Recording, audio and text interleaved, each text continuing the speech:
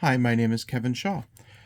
This is a project on social media in the classroom that I'm calling Boon or Bane. I'm in the Department of Education with American College of Education. The class is Tech 5113, Creating Online Collaboration in Communities, with Dr. Brian Grimshaw.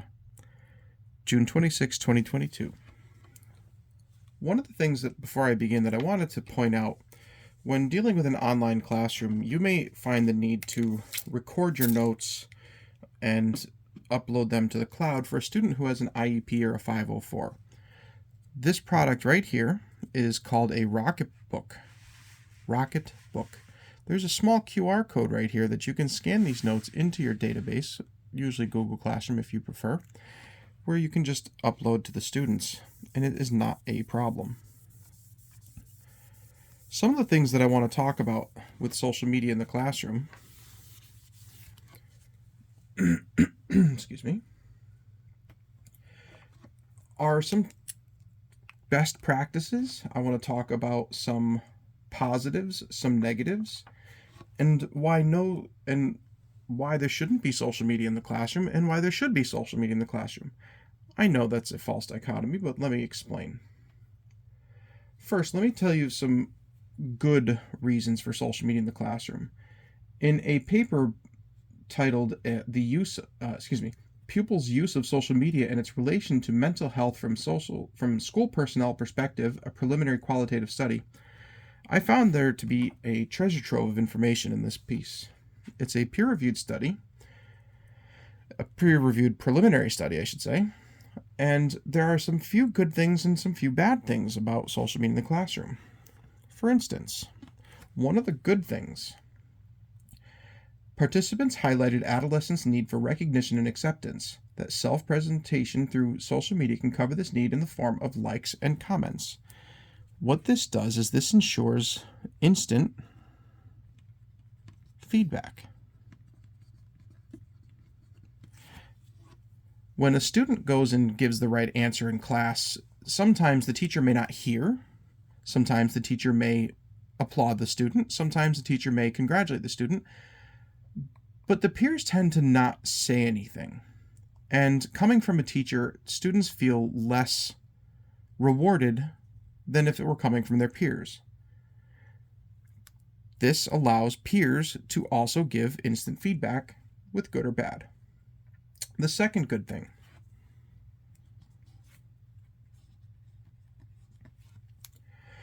social media is an important social arena where young people can get a sense of belonging. They place special emphasis on how pupils with poor social skills can find their social networks through online gaming or other social media. Now, don't get me wrong, online gaming has no place in a classroom yet. But with things like certain games where you try to find the suspect, and it's used in science classrooms. I'm not sure how that's used, but it is being used. But with other social media, such as Google Classroom, students find a sense of belonging.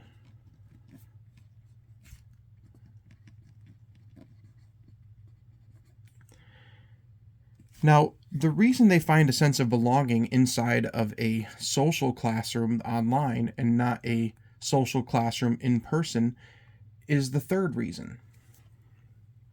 The third reason is actually something that one of the students said. The student had said in the study, it is an arena where they meet each other, and in there, they're all the same in a way. They don't see each other. It's just that person there in a way, if you understand. You kind of don't see that he's in a wheelchair or she looks like that. It's just, what are your thoughts?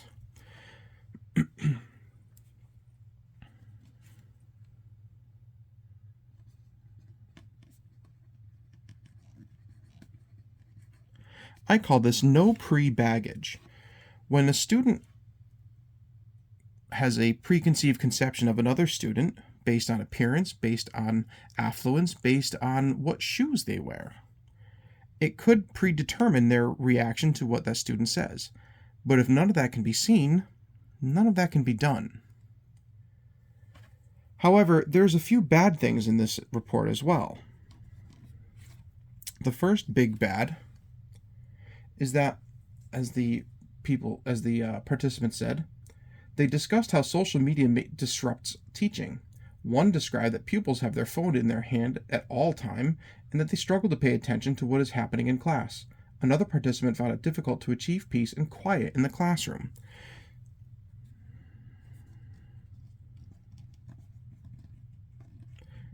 They are, in fact, disruptive. Social media.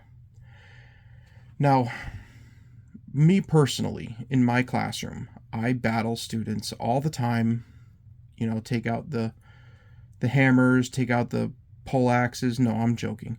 But I argue with students all the time about whether or not they can use their phone. Personally, I don't actually mind too much if they use their phone in an emergency. I tell them just go use the bathroom. Just raise their hand, show me their phone, and say, "Mister, I need to go make a call," and I usually let them go. They actually respect that greatly because it's usually a parent calling them. Parents are also using social media to communicate with my students. I had last week a parent post on social media that their daughter didn't take the trash can down to the street, and the student got a notification. You can imagine the chaos that ensued from that interaction. The second big bad: because children are young and impressionable, and adults have little access to what the adolescents are doing, the participants are worried about negative experiences and increased access to drugs and people with ill intentions. I'm calling this one unfettered access.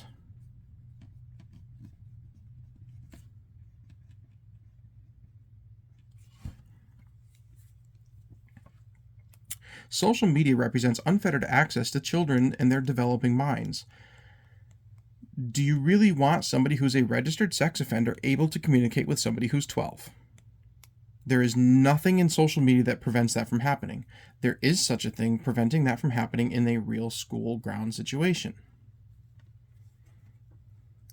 The third big bad: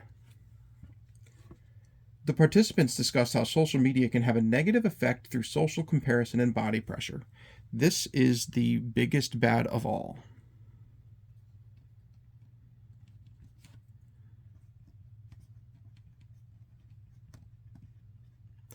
The social expectations. I emphasize this to no end.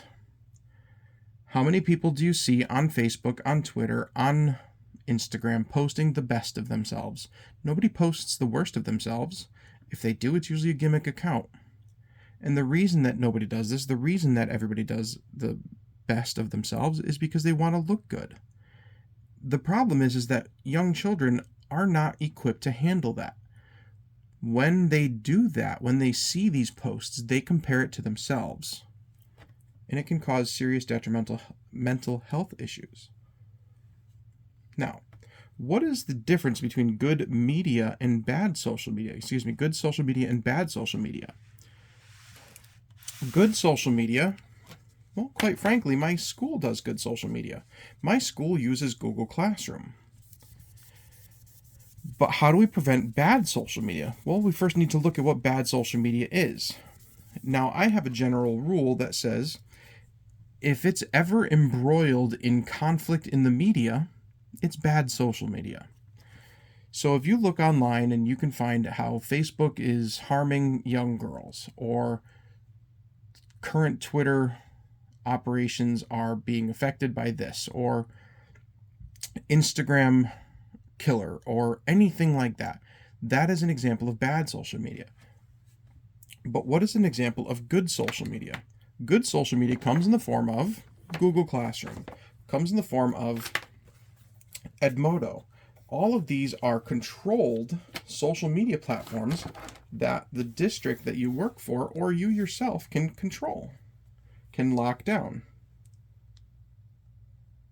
My district in particular handles this by providing the students with free internet on school grounds, and they simply block the bad social media sites.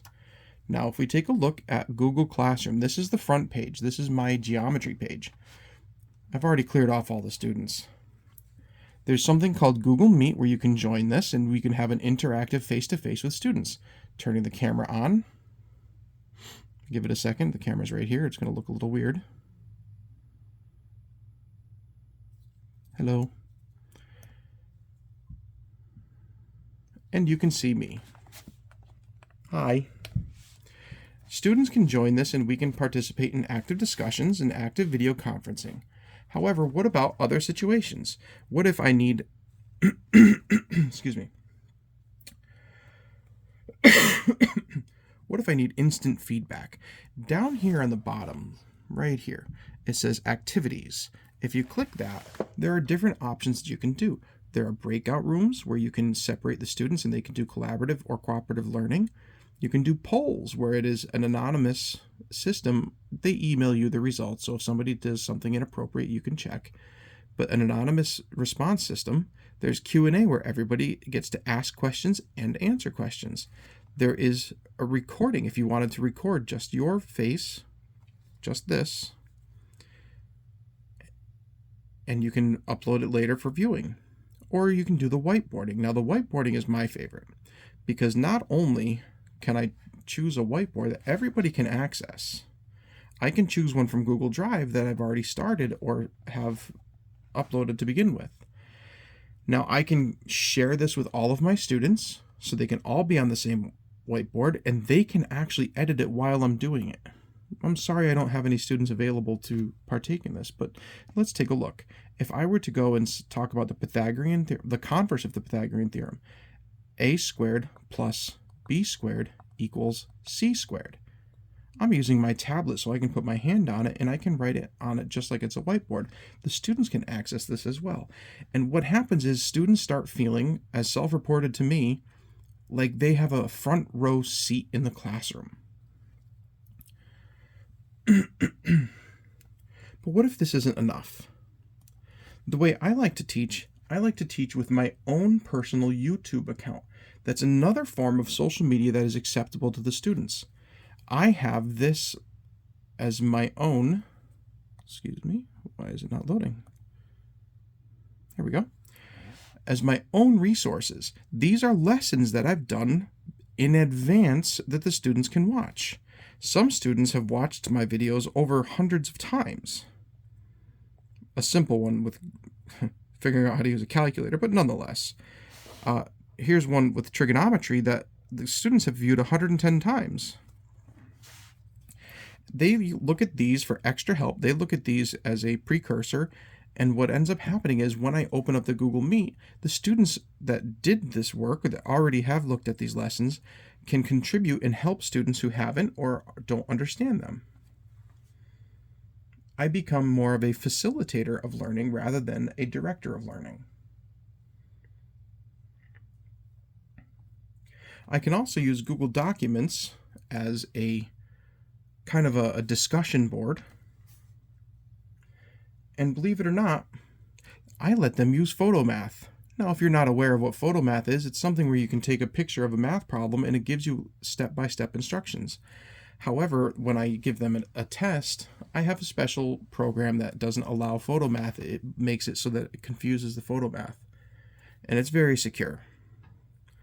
But I want them to learn primarily, and they really accept and they really appreciate when I let them use something like that because it explains it to them in a different way than I could teach them.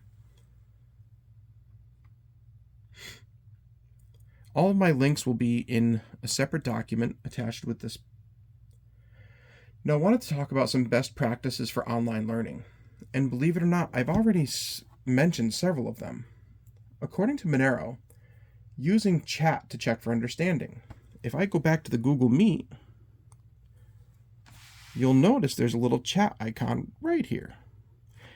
And I can have a discussion with any student and allow, and this lets me, let me show you. This lets any student type.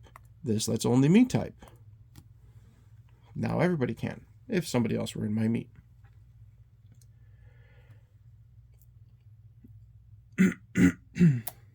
Or I can flip my classroom to stimulate deeper discussion.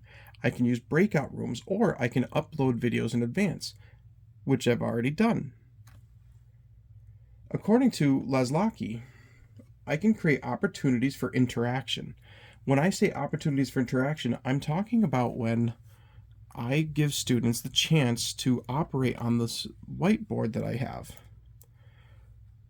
With this, I can let them answer questions without having to speak. It gets rid of the shyness, and it also allows students to come up with an answer on the spot, but not so much on the spot as in a normal classroom. When you call a student up to the whiteboard or the smartboard who has a little bit of social anxiety, it can be a very detrimental experience, and they can freeze up even if they already know the problem or the answer. However, with something like this, with a discussion board, with a Q&A, with the chat, with whiteboarding, students can process their answers before even answering a question and make sure they get it right.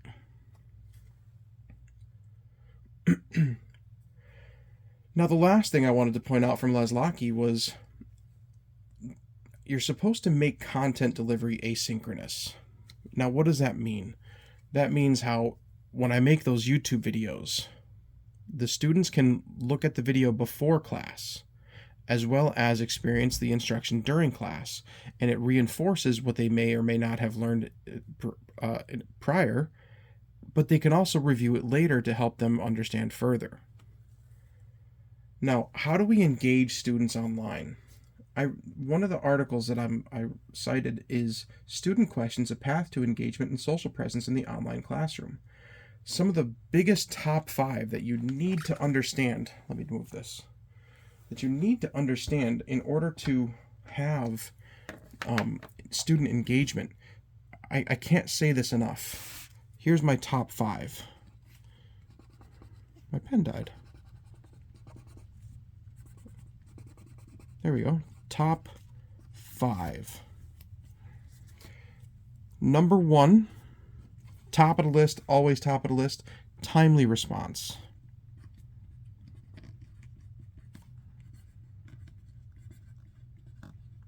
All of these can be found in the article.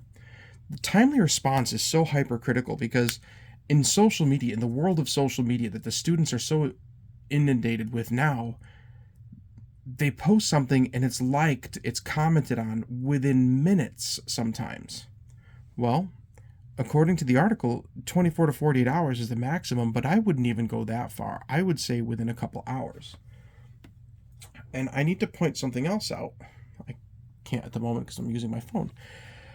I have a Google phone number associated with my district, so the students can actually text my phone.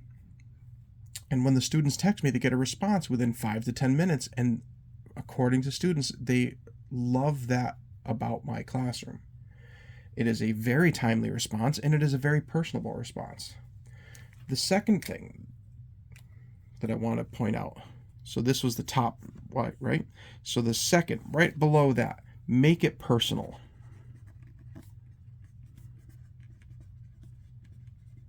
When you make a response, don't just say, great job. Huzzah. Fantastic. It even sounds bland when I say it. Make it personal.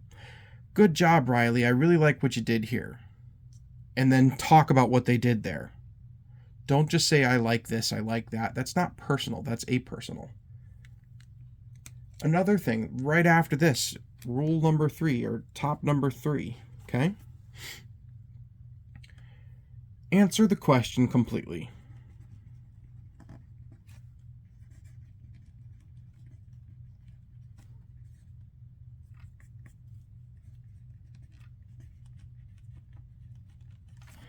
If you don't answer the question completely, the student's not going to be satisfied and the student's not going to pay attention. It's pretty obvious if somebody gave you a half answer, you wouldn't pay attention either. Number 4 has directly to do with this. Anticipate the questions.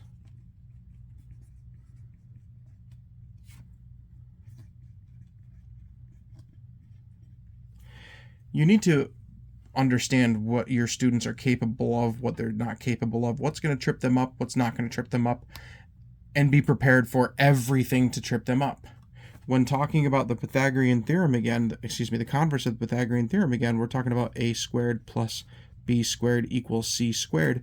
Well, that's a 3, 4, 5 right triangle is one of the Pythagorean triples, and a student says, well, why is that a Pythagorean triple? How does that even work? Well, you say, oh, okay, 3 squared plus 4 squared is 5 squared. That doesn't explain the question. That doesn't explain why that works. You think it does because you understand fully that 3 squared is 3 times 3, 4 squared is 4 times 4, 5 squared is 5 times 5. But with the gaps in learning over COVID-19, they may not know that 3 squared is 3 times 3, 4 squared is 4 times 4, and 5 squared is 5 times 5. So that's 9 plus 16 equals,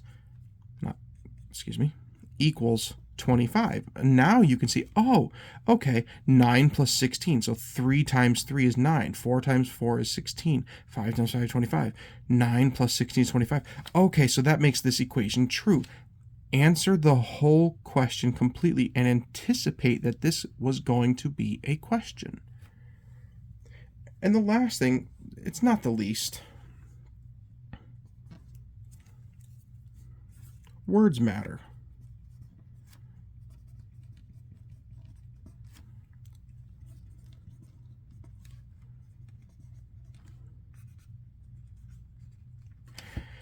And my little mini lesson on words matter is cabbage night. When I was a kid, we had cabbage night.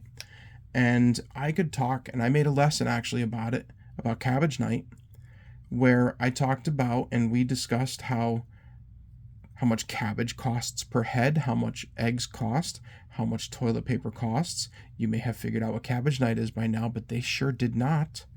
And they figured out how much the whole night would cost with this many children doing this many things, until finally I said, one of the students had the courage to say, Mister, cabbage night? And I said, yeah, the night before Halloween. And the student said, oh, mischief night. Another student says, it's not called mischief night. I don't remember what he said. It was something completely different. But these are local colloquialisms. In my hometown, it was called cabbage night. In their hometown, it was called mischief night. In the other hometown, or the other home country, I don't know which, it was something completely different. However, if you use less specific colloquial words, be universal at meaning, you don't say cabbage night, you say the night before Halloween when everybody raises a little bit of hell. Or hellion.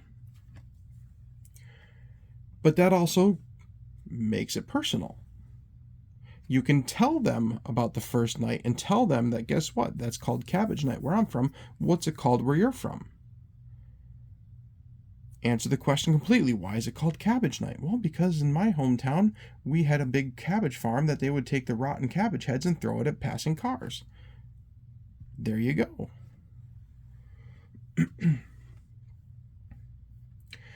So, the things I want everybody to understand about teaching online and online collaboration is you have to make it personal. You have to have timely responses. You have to create opportunities for interaction. You have to make content delivery asynchronous as well as synchronous. Follow the best practices in this video, and you can probably, I'll say you will be a successful online teacher. Thank you very much.